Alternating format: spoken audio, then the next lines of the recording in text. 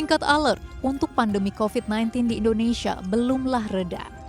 Hal ini membuat Presiden Joko Widodo pada Senin pagi menggelar rapat terbatas untuk kembali mendesak anak buahnya mencari cara efektif menurunkan laju kasus corona.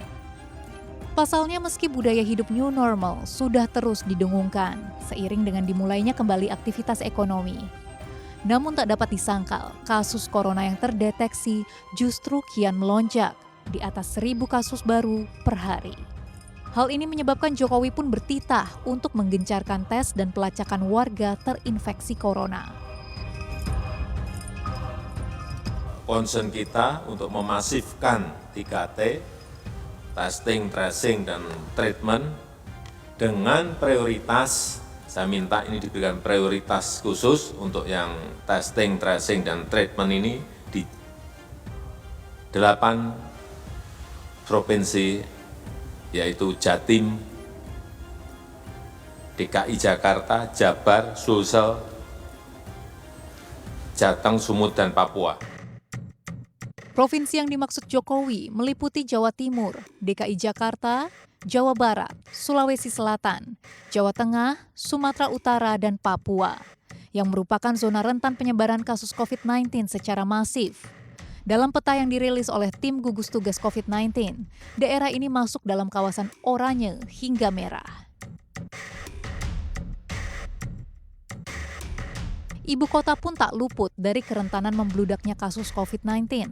Meskipun kasus corona di DKI Jakarta sempat turun, namun per 12 Juli kemarin tingkat kasus positif kembali melonjak mencapai 10% dari jumlah warga yang menjalani tes. Hari ini, angka positivity rate itu menjadi 10,5%, melonjak 2 kali lipat. Ini adalah satu peringatan bagi kita semua, bahwa kita harus lebih waspada, lebih disiplin. Karena itu saya secara khusus ingin menyampaikan ini kepada seluruh masyarakat Jakarta. Jangan anggap enteng, jangan anggap ringan.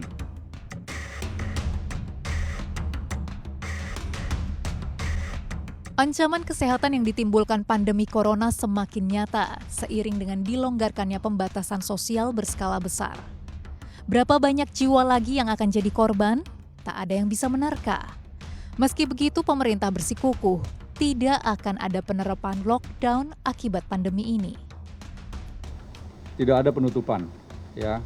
Dan dari awal juga kan tidak ada penutupan. Kita tidak menganut sebuah program yang sifatnya karantina, ya, karantina wilayah. Semuanya adalah pembatasan. Jadi yang harus dilakukanlah melakukan pembatasan terhadap kerumunan. Dan ini yang menjadi kewajiban kita semua. Apabila ada informasi terkait kegiatan-kegiatan yang menimbulkan kerumunan, ini dari awal harus segera diingatkan. Penerapan lockdown memang bagai buah si malakama. Sejumlah negara pun kini memilih menyerah dan kembali membuka berbagai sarana publik agar perekonomian dapat kembali berputar. Tentunya dengan menerapkan berbagai protokol kesehatan. Sepanjang semester 1 2020 menjadi pengalaman berharga bahwa dampak dari ekonomi yang terpukul sama buruknya dengan corona itu sendiri. Triliunan dolar kini digelontorkan bukan hanya untuk menangani pasien yang terkena wabah, tapi juga untuk mengatasi perusahaan yang diambang bangkrut dan meroketnya jumlah pengangguran. Namun akibat yang ditanggungnya adalah korban corona yang terus berjatuhan. Ourworldindata.org menunjukkan Amerika Serikat, Brasil, dan India kini menjadi 3 besar epicentrum COVID-19 dengan korban mencapai lebih dari 800.000 jiwa di masing-masing negara. Peneliti Oxford sekaligus pendiri Ourworldindata.org, Max Roser, kini mengkhawatirkan sejumlah negara yang penambahan kasus baru hariannya sangat signifikan, dan Indonesia adalah salah satunya. Kasus corona di tanah air dikategorikan dalam tingkat positif rate 10 hingga 20%. Di beberapa negara, seperti Afrika Selatan, Bangladesh, Meksiko, dan Argentina, tingkat positif rate-nya bahkan mencapai lebih dari 20%. Penemuan vaksin corona kini menjadi tumpuan harapan. Namun selagi menanti, pemerintah tak dapat berpangku tangan. Harus ada cara jitu untuk mencegah lebih banyak korban berjatuhan, sembari memacu ekonomi yang sudah terlanjur lemah lunglai. Tim Liputan, CNBC Indonesia.